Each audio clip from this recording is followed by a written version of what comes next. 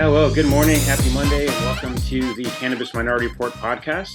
I'm Mike Lomuto, your host for season 4 here. We are of the National Cannabis Industry Association. We are the podcast representing the global majority, aka minority voices in the industry. As part of NCIA's ongoing commitment to our DEI program and creating greater diversity, equity, and inclusion in the industry. Each week we sit down for a conversation with an inspiring cannabipreneur of color and report on the news, providing our take on headlines and highlighting interesting stories we like to share. Today we have an amazing guest, Dr. Mila Marshall. Really looking forward to getting into that conversation. You guys don't even know I've been looking forward to this one for a while. So awesome. We'll get to that in just a minute, but first we're going to get into the news. And actually, before I get into the news, just a couple of highlights of some differences here in season 4.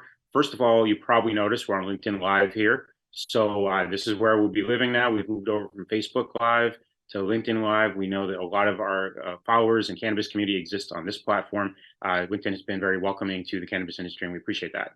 So another couple things to note here is we have some great guests coming up over the next several weeks. And we also will be starting out I think it's 2-3 weeks from now, we're going to start our new format of rotating co-hosts that'll be here along with me. I know that you're going to be really excited to see who those folks are. We're going to, I think, hold the suspense a little bit until you'll have to tune in for that. So getting into the news, and I'll start out with some NCIA news. A couple of notes that I wanted to make here regarding NCIA news is the first thing is our global majority caucus. We launched that on Friday of last week. And it was just really inspiring and really just, I don't even know, inspiring is one of those words that we kind of use too often, I think. And this is something I probably need another word for. But for now, I'll use the word inspiring to see that many amazing people all in one place. I kind of felt like, the Avengers Assemble kind of a deal. A lot of people that are just individually doing amazing work in the industry and then coming together, seeing everybody with a sole focus of, how do we create greater diversity, equity, and inclusion at the NCIA and in our industry at large, and now having this space carved out for us to be able to collaborate and galvanize and work towards a common goal is like I said, truly inspiring. And our guest, actually, Dr. Mila Marshall, is one of the attendees and members of the Global Majority Caucus due to her role as the vice chair of the Education Committee here. So that's the first story I wanted to lead with. Really excited about that and seeing where that takes us. Another thing I wanted to make sure I noted today, I think last week I mentioned this at the very end of the episode, so I want to make sure to lead off with this, is that, NCIA, we have a lobby days that we host every year. We did every year until the pandemic. Last year was our first year in a few years, and this year we're coming back again May 16th to May 18th in Washington, D.C. We're looking forward to having dozens, and if not, maybe a couple hundred even, cannabis industry leaders, business leaders, advocate leaders in DC, educating and talking with our congressional staffers and congressional members, leaders of Congress that are moving the needle on cannabis, as well as that need to just simply learn more about what it is that the industry needs to see for cannabis. So that's going to be in May this year. Part of our DEI program includes our DEI delegation. Last year, we made sure to provide travel stipends for several of our equity members that are truly leaders here at the organization, providing a lot of great policy work and insights. And so last year we provided some travel stipends. This year we're looking forward to doubling the number and amount of travel stipends. And so for this month, the month of February, all sponsorship dollars that go towards lobby days will go directly towards funding our DEI delegation. So if you've been thinking about sponsoring lobby days, or if you'd like to figure out how do I contribute to making a more equitable industry, this is one of those ways to make sure that our voices are heard and more amplified in DC, as well as throughout the whole organization and industry at large. So those are a couple news stories I want to lead off with regarding NCAA, and now getting into the news in general. So the news segment here, and this is something that I read this today, and I wish I could remember exactly who it was. I should have noted it down. I'll make sure we put a note here later. But it was a LinkedIn post that said something along the lines of, there are 10,000 important headlines that get marginalized every time someone focuses on Brad Pitt or Donald Trump. And the reason I'm bringing this up here today is that, I've always been a little bit, I don't know the word, but kind of, we need to see more positive news stories. We need to see more news stories about the things that are going on. People always say, well, I want to know what's going on, and that's why I watch the news. And I always have responded, well, there's lots of other things going on too than just what's the big headlines, right? And so one of the things on the Cannabis Minority Report that we really are committed to doing is highlighting the news stories, the newsworthy stories that are happening in our industry, especially amongst our global majority folks. So that's one of the things that we're doing a lot here in our news segment. So that said, first story I wanted to lead off with here. And first, I'll start kind of big. I'll do the bigger stories that are more across the industry, so to speak, and then I'll get into the more detailed stories here that I wanted to highlight, like I just said here. The first thing is Alabama sending out deficiency notices this week, I believe, on their licensing process. What that means is that they are now at the next step of their licensure process for cannabis licensees, for cannabis applicants. This is newsworthy, of course, because it's Alabama. It's the South. It's a state that many people did not think would be coming online for any time soon. And now here we are in 2023, and Alabama is basically, another state to come on board, and folks are going for their licenses. I know several people in the industry that have really been looking at it as a great opportunity to bring awareness of the plant and what its positive effects to the South as a whole. So stay tuned for more information on Alabama. I think there's really a lot of potential there in the South and with Alabama specifically. It's also something to note, and I think Dr. Marshall will probably have a much better perspective on this than I, because I know Dr. Marshall is very knowledgeable when it comes to farming and Black farmers in this country. And I know that Alabama is a state that we need to really pay attention to on that note. I don't know, Dr. Marshall, are you there? Do you want to weigh in on that at all on this one? So I have a couple of people in Alabama that were super excited to see cannabis become legalized.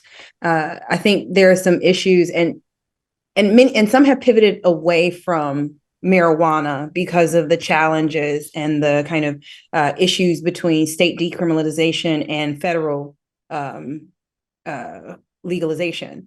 And so those that have pivoted towards hemp, for example, to kind of capitalize on saving their business model, are coming into other issues, right? Like human resources. And so do you have the population of people that are trained and have the wherewithal to work in the area of supply chain that you're, kind of focused on? So processing, for example, for hemp commodities, there's these bottlenecks where people are not aware that the absence of this industry for nearly 100 years means that the entire supply chain has to be built from scratch, which includes the regulations, ordinances at all levels, at the municipal level, at the county level, and at the state level. So, yeah. Awesome. Yeah. I also know that there's a HBCU in Alabama that will be working with hemp, right? And so you do have like these states that have acknowledged we need research. We need the next generation of greenpreneurs in cannabis to really understand both civic engagement, how to, think about sustainability for the environment, as well as specifically creating business models that dismantle and dissolve systemic inequities between wealth gaps, where people are located, so segregation, and a myriad of other things. Awesome. I appreciate that. And I'm still getting used to being called doctor. Okay, awesome. Yeah, we'll get to that in just a minute, because that's something that I definitely want to touch on here too, because I'm really excited to just even even your field is something that it sparks the mind, right? So we'll get into that in a minute here, and a couple other stories here I want to definitely run with. One of them is two Black quarterbacks started the game. And that's 57 years. I think it's kind of crazy that it's taken this many years to get to that point, but here we are. And so yesterday, of course, Pat Mahomes and Jalen Hurts squaring off, and honestly, one of the best games ever probably played in the Super Bowl, 38-35, kind of nuts. What I wanted to bring up here was that aside from that, remarkable, feat in the first place, the Justice Foundation was part of a consumption park at the Super Bowl, and the Justice Foundation is an organization based. I think they're based out in New York. Cheryl Marie Powell is the COO, and they've been doing a lot of work to how to basically be advocates for legacy operators and how to bring legacy operators into the cannabis industry to really create something equitable. And so I think that the remarkable thing for me here is that this was, the fact that this was a consumption park at the Super Bowl. We've come a long way, so to speak, right? The NFL being one of the more conservative organizations, especially in the sports world, So basically seeing this attached to a Super Bowl event. Of course, I don't think it was an NFL sponsored event, but still having it be something attached. And Arizona, of course, coming as far as they have with their cannabis regulations and being able to do consumption parks and things of that nature means that we've come a long way. Still a lot of ways to go, but curious to see what will happen for next year's Super Bowl. I don't know where that is. We'll have to find that out. All right, a few companies I definitely want to highlight here today, and especially in speaking with the fact that it's Black History Month, I'm going to lead with several Black-owned businesses. And the first one I want to lead with here is Queen Mary, specifically because Queen Mary is part of a Black in business curated box of cannabis products, and featuring 5 different companies. So Queen Mary, SF Roots, Dose of Saucy, Landrace Origins, and Farmer Don. We'll make sure we get these links out to you so that you can learn more about these companies and also figure out how to get this box yourself. We're not, of course, advocating for the sales or anything like that. We're just simply advocating for supporting these companies. I say not advocating for the sales because I know we have to be a little bit careful here with how we do things. But basically, we do support these businesses and would like to see them succeed. And having these stellar powerhouses all together in one place is really amazing to see. So thank you, Queen Mary, for letting us know about that. Colixium, one of our board members, Rebecca Collette, is the CEO of Colixium, and they had a post recently that I thought was awesome that showed their swag. They have a bunch of hoodies and shirts that are not just simply hoodies and shirts, right? They're statements. And the two that caught my eye were Support Black Growers hoodie and the Invest in Black Cannabis hoodie. So basically 2 real problems we see in this industry, which is that in that part of the supply chain, the cultivation side of the supply chain, we see very few Black growers, Black-owned businesses. And then, of course, on the other side of things, with investments, we see very little money flowing into Black-owned businesses. So thank you, Colixium, for taking the lead on that and putting these out there, and everybody go and get your hoodies. So another company I wanted to highlight there. They're out there in Michigan, by the way. And the first ones I mentioned, they're in California. So just a note. And some of them, I believe, also have a footprint in other states, but I believe the box that we're talking about is in California. Another couple things here to mention: the Social Equity Symposium, being hosted by the Social Equity Empowerment Network and the Illinois Independent Craft Growers Association, is taking place on Tuesday, February 28th in Chicago. So this is a symposium to help assist social equity business owners to be successful by providing the tools needed to become operational and get the knowledge needed to conduct business in this highly regulated industry. The event is complimentary for license holders, and it's another place to plug in, get access to resources, network with one another, support one another, and really learn how to be successful, because the first step is getting your license. The next 25 steps or whatever it may be thereafter is basically running a successful business. And we know that takes a lot of people and a lot of resources to make happen in a highly regulated industry. So really great to see one of our allied associations, SEEN, SEEN, making these strides. And they've been doing the work on the ground out there in Chicago for a while, along with a lot of other great groups. Before we get into the last news bit, I did want to mention, somebody asked me last week, I mentioned Michael Webster and the Falling Leaves dinner series, the Infused dinner series out there in Michigan and Detroit. The next one is coming up later this month. I believe it's the 26th of the month, Sunday dinner. And somebody asked me, because I mentioned that they had a vegan option. They said, well, what kind of vegan option is it? So if you don't want to get the grass-fed short ribs or the sustainably caught rainbow trout, you can get the marinated wild mushrooms, served with cauliflower and white bean puree, roasted winter vegetables, sweet onion confit, chermoula, and micro sorrel. To me, all these things are newsworthy, because the reality is that this is something that we need to recognize, that we're elevating an industry here, but it's more than just elevating an industry. We're bringing an elevation of culture into the industry. We're bringing the elevation of, just doing things better. Cannabis allows and provides us with an excellent opportunity to shift the paradigm and create a whole new paradigm. So I'm going to keep highlighting these businesses. We'll keep highlighting these types of businesses here on the Cannabis Minority Report, because this is newsworthy. We are creating history here, which is a great segue into Dr. Mila Marshall, who had a post recently about creating history in Black History Month. Dr. Mila, what I really appreciated was the way that you framed everything, and that you stated very clearly you are creating Black history, because that's literally what you're doing. And so welcome to the show.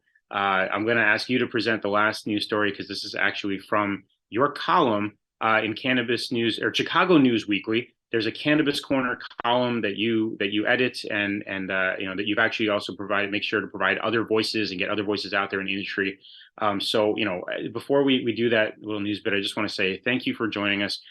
It's really been a pleasure to get to know you a little bit that I have over the last year or two now. We got to meet in person at the Chicago State University stop of the Green Enterprise HBCU College to Careers Initiative.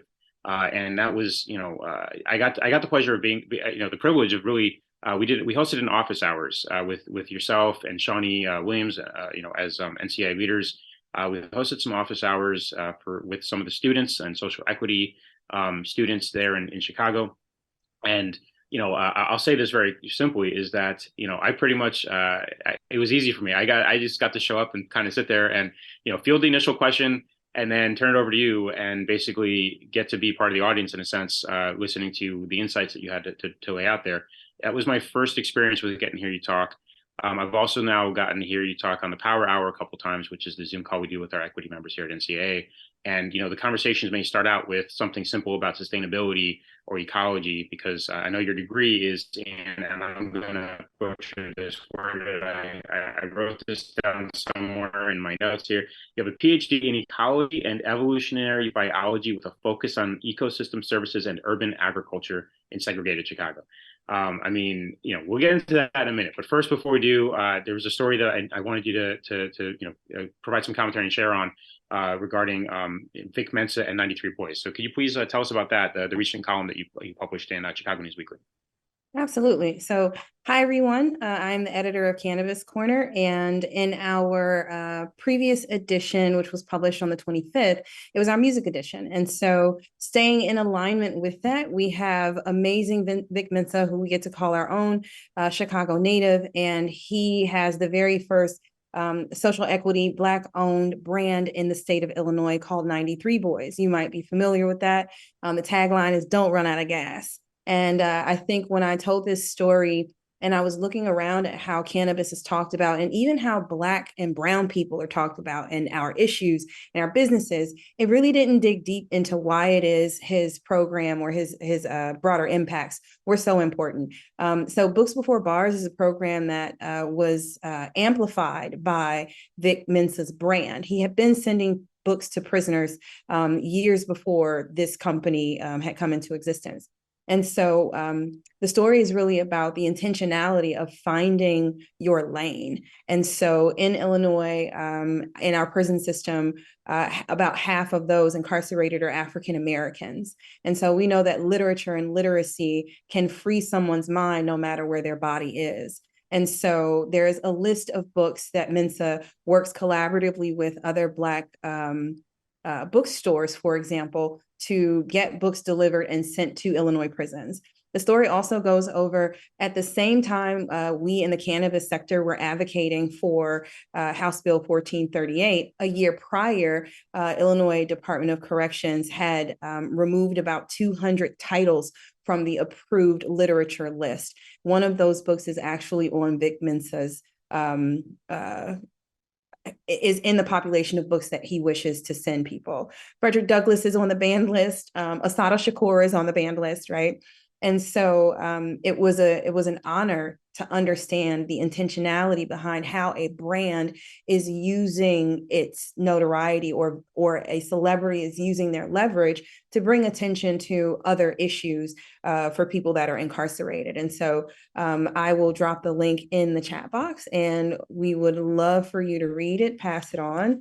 Check out 93 Boys and all that they're doing. And then if you have any other amazing social equity stories that are relevant to Black and Brown America, or even the Midwest, we would love to tell your story. Awesome. Thank you, Dr. Marshall. Welcome to the show. And thank you. Absolutely. And so one of the things I wanted to ask you, piggybacking off of the Chicago News Weekly, can you tell us about, your experience there and what you're really trying to accomplish with the Cannabis Corner, and can you tell us a little bit more actually about Chicago News Weekly, because I think it's an interesting story itself. Sure. Yeah. So, Chicago News Weekly is a brand new media outlet based here in the city. We are a Black woman-owned media outlet. We call ourselves the voice of Chicago. And so Cannabis Corner began because I was doing all of these events, and I'm very active both in the educational space and in the policy space and social equity, all of the things. And I'd written a couple of articles for Cannabis Business Times, for example, was one of the very first instructors in 2020 when the legislation, kind of went live, and also joined NCIA as an education committee member. And so I had been giving talks and pivoted to incorporate and include cannabis because as an ecologist, I focus on food and agricultural commodities and urban agricultural commodities in segregated cities. Like, it literally was a no-brainer. And so when I was invited to take on, this project, the purpose was to provide high quality information that allowed for someone to articulate the nuances of this really dynamic and somewhat volatile and frustrating industry. We're looking at people who are hyper optimistic in their abilities and their skills, but are network poor. We're looking at dismantling the harms of the war on drugs without spreading that out to how that impacts Black farmers and brown farmers, for example. And so we have this separation between hemp, medical, and adult use. We also have people who are engaging in policymaking who have never engaged before. And so you're requiring, there's a steep learning curve, I guess that's what I'm saying. And I wish to kind of use my skill set as a researcher to find out information that's accurate, help people let go of inaccurate information sooner than later, and also spread that around because our networks are so fragmented. And through a publication that's actually in print, it also gives us a different kind of reach. There are many websites and social media sites and blogs and things like that. There is misinformation online, and it doesn't have to be maliciously done, but information switches so fast. If you get an article a week late, you're already behind, and now you're thinking that this is real, and you might be making business decisions off of inaccurate information. And so the column was created to merge the education piece. It is edutaining because you get to learn about people you might not have known about. You get to lift up voices that, if you don't Google or use a hashtag, don't exist. And so I've really enjoyed telling the stories, finding the stories that are relevant, especially to Black Chicagoans. Awesome. I appreciate that background and the work that you're doing there. I also love that it's in print, right? We forget that that news still can go out in print. And so I know Chicago News Weekly, I believe, goes out in print as well as Yes. being digital. So, and it's absolutely free, right? And there aren't many places where you can get stories about cannabis and Black people. So I'm unapologetically Black right now because that is our newspaper's base. And I know that can be uncomfortable for some people, that we use BIPOC and communities of color, but the paper does create these boundaries for Black Chicagoans because we do have our own cultural issues that are not shared in the same way. We might share the institute that's oppressing us, but how it's interpreted and impacts us is a little different. And so our game plan might require different strategies. And I think that's the other part that, you'll see cannabis content and it'll be about the businesses, right? It'll be about the plant touching. It'll be very technical, for example, how to start, but the stories behind it, not so much. So that's been enjoyable. Awesome. Appreciate that perspective. Last week, I believe it was, Chris Jackson was here talking about prioritization, and people have different priorities, right? But we all have a lot of the same priorities and they overlap with each other. And so I think that's what you're also talking about here is that, we can talk about BIPOC people of color, but at the same time, it doesn't mean that there isn't also a culture of Black Chicagoans or whatever else that the culture may be. And we don't need to apologize for that, right? The reality is, and this is leading to my next question is, I would love for you to, I heard you talk about intersectionality in a way that I've never heard really spoken before. And I think that's a lot of if I understand intersectionality properly and interdisciplinarianism, I think that's what you're talking about here. Basically like a different, so instead of me butchering it, I'm going to ask you if you could kind of, give us your definition of intersectionality and how it applies to the different things you're talking about. Yeah, sure. So I was introduced to the concept probably later on in my graduate program, where I was practicing interdisciplinary research, right? Where I'm using, ecology and social sciences and history and bringing them together to answer a question that I was interested in. And so when we think about how our race and our gender, our age, our educational background intersect with each other, it creates another hierarchy of, based on our identities. And so, for example, what's unfortunate is that for many of us who are unfamiliar with the struggles of other communities of color, we do not see how it is that we can lift each other's voices up. And so you'll have these social equity kind of bubbles where you are completely unfamiliar to the conversations of Indigenous and First Nations people as it relates to cannabis and getting access to the supply chain. You are completely unaware of how immigration and citizenship, right, of a community that you do not belong to has conflicts with cannabis. We can tend to live in the space of this is what I'm experiencing. And sometimes people have called it the oppression Olympics. Like, we're worse off, we're worse off. But it seeing with having an intersectional lens allows for you to do kind of this assessment of how your identities engage with each other. And so as a Black woman from Chicago, the resources that are available to me are very different than a Black woman in rural Illinois, for example. And so those things come together and change how we're seen, the politics of who we are, the resources that are made accessible for us, and even how people perceive our vulnerabilities. I really appreciate that perspective and the way you break that down. And the oppression Olympics is a term I use here and there myself because it's something that we need to really get away from. We need to be respectful of each other's different journeys and how we got to where we are and different struggles and challenges.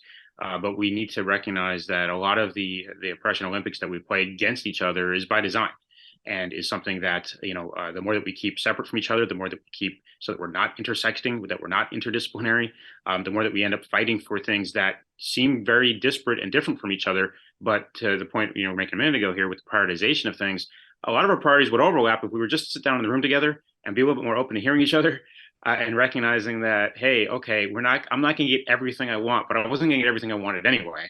Right. So let's see, how can we work together to get what most of us can benefit from?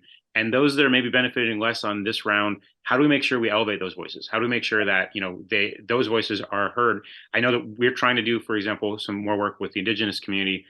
We've connected with some of the associations. Mary Jane Altman is somebody that I've really gotten to know a little bit over the last couple of years as well. But we know we need to do a better job of that because it's something that was left out for a long time and what we've been advocating for and with, not by design, but just because we didn't intersect as much as we needed to. So we're looking to intersect more now. So no, thank you for that perspective.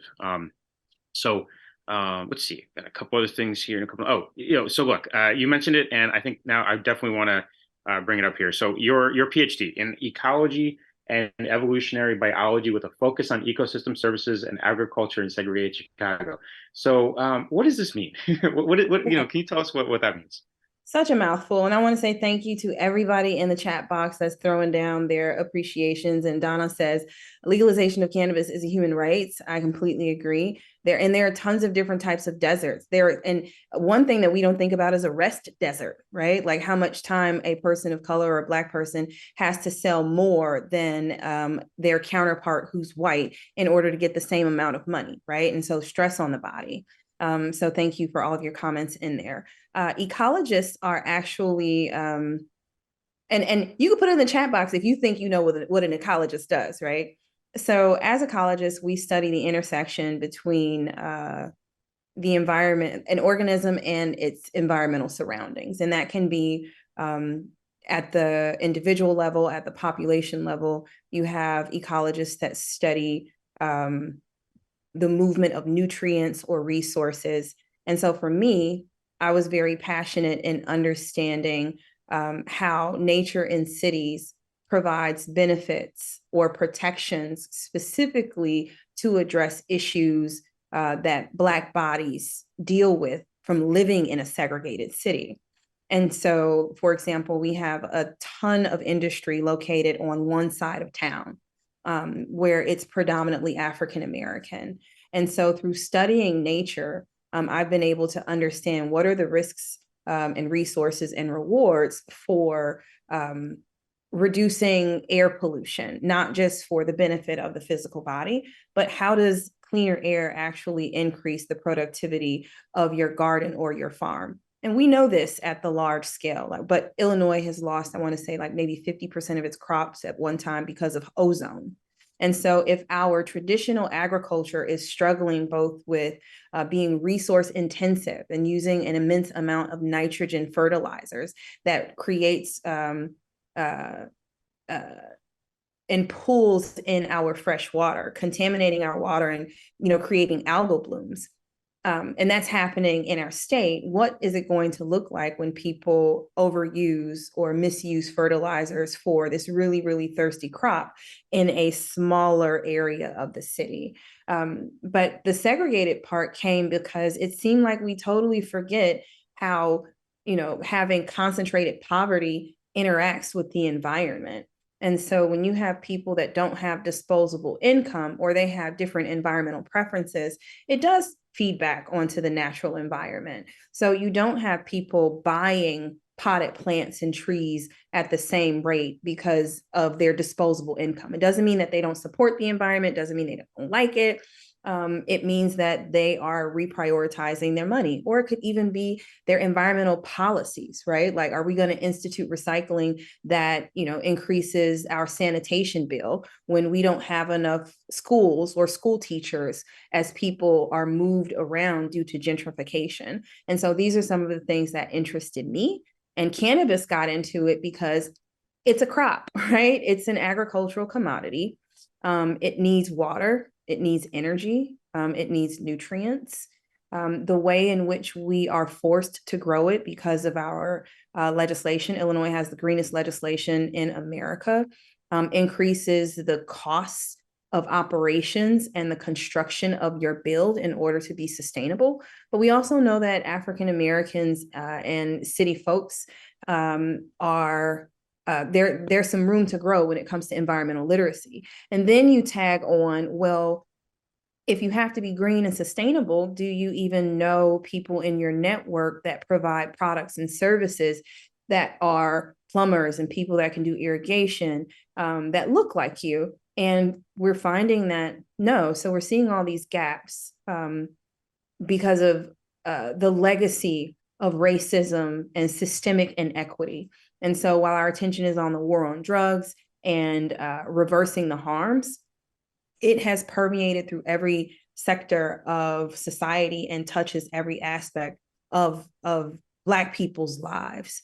And so I enjoy food systems studies. It's helping people pivot this is an agricultural commodity. Hasn't been a heavy lift, but I think more and more people are starting to understand that when plants are the beginning of the supply chain, making it really expensive for people to grow makes the product more expensive for people to purchase.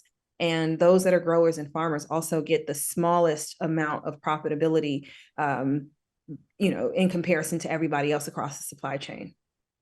Absolutely. And it's where we lose a lot of the integrity of the plant. It's why, to your point with ecosystems, it's so important to be aware of this, right? Because when you build an ecosystem out, and the ecosystem, to your point, it's not just about the environmental ecosystem it is environmental, but it's not just about, so-called nature and plants and water and things like that, although that is absolutely included. And now you're talking about what kind of water, right? I remember telling someone, honestly, cannabis plants get cleaner water than Black people. Right. And I'll say that because we have cities right now, like University Park, Illinois, that's struggling with lead in their water. Right. We have places that don't trust their water because of, other environmental practices like fracking. And so to have a plant that requires the highest quality of water to make a product while we're seeing water insecurities and water inequities in Black and Brown communities. There's a bit of a mismatch. And so I want to turn our attention back to the Mensa model for why it's so important that even for BIPOC brands to understand where do you fit, and not just where do you fit, what is the priority? When cannabis, was coming on board, I was telling my peers like, hey, we might want to keep an eye on this because this plant uses 8 times the amount of water that corn does to produce the same yield. Why is that important? It definitely matters where you grow this plant. Unless you can figure out a way to conserve water or create a facility that uses the least amount of water and do precision agriculture, which is really expensive, you're going to have a hard time being sustainable and conserving all of your natural resources. And what is it going to look like when we have a certain number of growers who have different practices, who aren't required to request for a pollutant discharge permit, for example, because they have an exemption? So again, while we're moving this industry forward, for me, it is, I don't want to create another industry that comes back and pollutes our air, land, and water, because it's going to negatively impact us and disproportionately impact us. So whether that is helping entrepreneurs lobby and learn how to lobby against packaging, right? Like in Illinois, we're trying to move away from single-use plastics, but here it is, we create an entirely new waste stream where things are packaged in like 5 and 6, non-recyclable, non-compostable. Where does it go? It goes into a landfill. Where are landfills? Likely associated with a low-income community of color. Yeah, absolutely. And then potentially polluting the water supply there and so on and so forth, right? It's, yeah, again, ecosystem and things being sick, all in a cycle and all connected to each other. The interconnectedness is real, even if we try to sometimes put ourselves into silos, or we are put into silos sometimes, or if others take that ostrich approach and put their head in the sands. So a couple of things here that, like I said, like I really enjoy listening to you talk about all these different topics. So now I'm like looking at my list and I'm saying, okay, what things do we want to make sure we touch on before we head out of here today? One thing I'm really curious about is Full Fest. So you own Full Fest, a music festival held at a private Black-owned park on the south side of Chicago. Can you tell us about Full Fest? Yeah. I am about all things green and also helping people understand what it takes to repair our relationships with disinvested communities. And so Fuller Park is one of 77 Chicago communities. It's the smallest one. Eden Place Nature Center is the name of the property. It is the only private owned nature center in the state of Illinois. It's also Black owned. The space was an illegal fly dumping site where they found that the kids in the community had some really high levels of lead. Instead of turning it into a farm to grow food, they created a nature center to help connect urban kids to the realities of nature, which is extremely important. If you don't know where your water comes from, if you don't know how trees help protect, from heat waves, we're creating homeowners and business owners that are developing business models that don't fit within the shifts that climate change is bringing. And so I've been working with Mr. Howard for 10 years. And how we educate people on the environment, especially Black people, I've learned you cannot shame, and gloom and doom doesn't work, and lectures are boring. And so instead of putting fear into people, it's inviting them to come to a place that's constructed specifically for us. We do not have to work with the park district. Doing work and monetizing events along the lakefront isn't really financially accessible. And so I turned my attention away from public areas and into private Black areas. It's a 3.5 acre piece of land. And we use that to passively educate folks on the importance of the environment. The whole goal is to let it grow and bring in sponsorship from Black and green and blue businesses that cannot afford to do traditional marketing. Because again, as we all are trying to seek to be profitable, if you don't have any customers, you don't have any profits. And so we take very seriously operating in the Black, negotiating contracts for fair profits so that we can keep sponsorship as low as $50, for example. In this era of pay to play, if you can't afford to put your name on an event that does have values aligned, no one knows who you are. And so we're not here to be greedy. We know that the little guy needs to win. And with all of the summertime shy fun, we thought, why not? And so it's definitely something near and dear to my heart. I'm crossing my fingers so that it can grow to have an all electric car show to discuss electrification, and promote healthy and green living, as well as helping people learn how to pivot their businesses because of climate change. And so very similar in cannabis, not all of the supply chain is open right now. And so how do you move your attention to what's needed? What do I need to learn to make sure my business doors stay open? Or I said on the Power Hour, real bosses know when to cut their losses and build up the equity into your business and sell it. Real bosses know when to cut their losses. I love that one. And yeah, no, I mean, so when is Full Fest, by the way? Do you have it on the calendar for this year? Full Fest is July 1st, 3 p.m. We are looking for sponsors. If you have any swag and you want to be a part of it, you're more than welcome to reach out. I actually sat on the NCIA Education Committee last year and went to New York for a networking session and met a generous sponsor, Honey Ronit from Honeysuckle. And they donated over 100 really dope magazines. If you do not know who Honeysuckle is, I mean, just a total badass.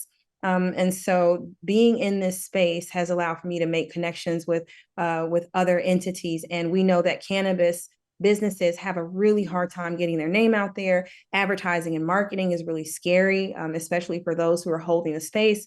Not everybody is well educated on it. And so I look to create experiences that is low barriers of entry for cannabis businesses where it makes sense. It's all adult. We're not promoting the usage of it, but it is somebody has to be unafraid to move us into a space where we're normalizing businesses that are cannabis businesses, telling people we exist.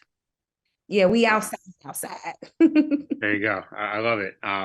And so, again, we come back to, intersectionality, interdisciplinarianism, and really creating an ecosystem. I think that, the thing I really appreciate about you is, I mean, I have a list of things I want to ask you about that we're not going to get to today, because you are creating, you really look at things through an ecosystem lens. You look at things through, it's not just one thing. It's how do these different pieces fit together, but also not just let's throw a bunch of stuff out there because we need to, but how do we do it intentionally and make sure that they interconnect and that they, can be very holistic and synergistic so that they feed off of each other and you create these positive feedback loops, right? Yeah. So, before we go take a break and then we'll come back and do our game, we have a new game segment that we do now. So before we do that, I did want to just ask you real quick, you mentioned you're newly Dr. Marshall. What is that like? Like, what is it like to have those letters and what has it been like for you? So I've been pursuing this degree for 14 years. Honestly, when I had to go back and look at my first project. I wanted to study cannabis and climate change. And my professor, and this was in 2010, and he was like, yeah, no. And only because he said the red tape is insane. We will not be able to get approval. But my advisor also, I wasn't so connected to it that I had to make it happen. I mean, I very well could have, and then focused on industrial hemp, for example. But that pursuit, even though it took me so long, I've built relationships and understandings about how environmental policies work, how people perceive environmentalists. And having been a green business owner and an environmentalist and EJ activist, I get it, because we're constantly making recommendations for groups of people we don't belong to.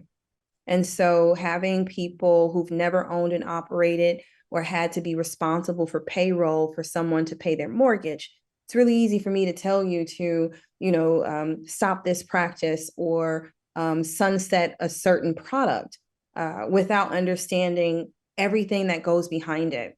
And so I've developed an immense amount of humility about learning about the system that other people live in and operate in, with grace and without feeling super elitist.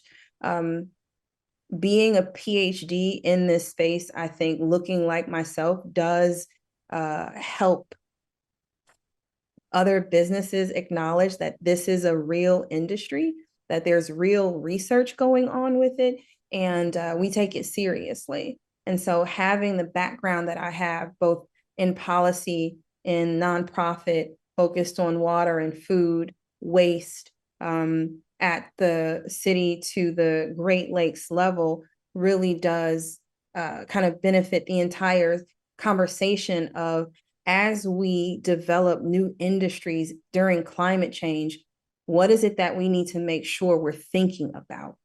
And so having these letters gives me more credibility to discuss how industries have unintentionally caused harm towards Black people through their processes and supply chain, through where things are located, and really help people understand, if we want to get social equity, it isn't just getting licenses. It also is tackling the realities of, like, 47% of Black people are unbanked or underbanked. How is it that we ever think we're going to get anything to be financially equitable if the same banks that we're trying to push to take these billions of dollars are still going to allocate it in a way that retains financial inequity? If we still can't get home loans after the market is flooded with these billions of dollars, what is that doing? If we have not created a relationship between businesses and BIPOC financial institutions, right, which is something that people just, we move safe banking forward, but no one's reflecting on. So there's 25 Black banks left in America, right? How do we purposely work with them and make these dollars move further for non-cannabis businesses and Black communities to have access to that capital, to purchase homes, to purchase vehicles, to improve their homes and start other non-cannabis related businesses, because we need those. Absolutely. I think the key word that I heard in there that you mentioned, or the key concept that you mentioned, was humility, because, I asked you about you and having the letters, and it becomes about everybody else, right? It becomes about what you're doing here to advocate for others and how to help others with those letters. So just, first of all, congratulations, big congratulations, 14 years. I mean, that's not nothing, that's a lot. That's 14 years of a journey of, I can't imagine the amount of red tape and the amount of hours and the amount of navigating that you had to do. So big congratulations on that. Yeah, with Absolutely. 3 kids too. I wanted to be finished before my daughter graduated college. And I'm really proud. My grandmother was she traveled up from Plaquemine Parish. She was born in 1913, so she was a part of the Great Migration. Wow. And that she came up here to give her family better opportunities and access to better education. So she had a 4th grade education. And to know that we went from a 4th grade education to a PhD within 3 generations, educated from pre-K to PhD right here in my own city, means so very much to me. That's beautiful. That's beautiful. And I didn't know all that before we got to work together at the Tri-State event. So now this is great to have that understanding, that background story. So thanks for sharing. Yeah. So let's see. I think Vince is telling me it's time to go to our ad break. So we're going to do that real quick now, and we'll come back for our game segment. So don't go anywhere. We're going to be right back with our game segment here with Dr. Mila Marshall. So take it away, Vince. Be sure to join NCIA at thecannabisindustry.org.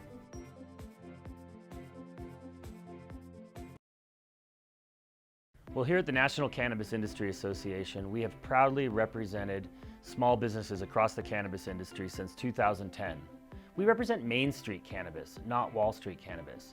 We have come so far in this fight to legalize cannabis that it seems that it's almost inevitable, and we're the ones making sure that as those rules are written, they favor small businesses, mom and pop operators, and Main Street cannabis, not Wall Street cannabis. In addition to making sure that your voice is heard at the federal level, being a member of NCIA also means building a vibrant community of small business owners within the cannabis space. Because we can always learn so much better by working together, learning from our mistakes and our successes, and building this industry together. So if you're interested in making sure that small businesses and Main Street cannabis has a seat at the table, be sure to join NCIA at thecannabisindustry.org. So I just got to say, we made a choice to keep the show here on Monday, the live recordings, and I'm so glad we did, because this is such a great way for me to start the week personally. really gets me in the right mindset. I just really appreciate the conversation we just had here, Dr. Mila Marshall. And I hope everybody else here listening does as well. If you don't check it out until the midweek or whenever your podcast listening is, that's fine. Make sure you subscribe and make sure that you check in on the live recordings when possible. But definitely subscribe either way so that we come up in your feeds for your podcasts. That said, we're about to do our game segment here. So I got a couple of questions. Our game segment is called Quick Question, unless, of course, somebody has a better name for it. And the game will evolve, of course. This is only our second time running it. So always open to suggestions of either names or how to frame the games. So thanks, Vince. And shout out quickly here to Vince Chandler. Again, I just have to point out that Vince is amazing and makes all the magic happen, has been holding down the fort for now 4 seasons with the Cannabis Minority Report. And so just really a big shout out to Vince here. All right. So first question, with cannabis terpenes, it's no question that the nose knows. Smelling your flower buds is one of the easiest ways to familiarize yourself with a particular strain of cultivation, right? I mean, I can still smell certain strains from back in the day that I'm craving that same flavor, that same taste. So terpenes are really important. Overregulation, however, can mean that the loss of the consumer's experience. So which historically 420 friendly state can you not start your selection by smelling your cannabis?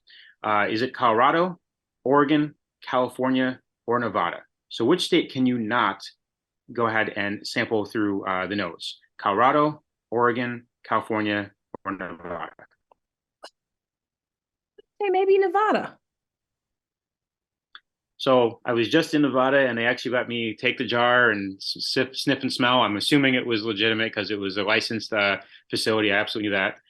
So it's not Nevada. It's different from which could be different from, even though you can do it, doesn't mean that every dispensary takes advantage of it, right? So I do remember I went to Planet 13. Is that what it is? The big one? Yep. Oh my goodness, insane. But there was like a scratch and sniff, which I was like, what does this do?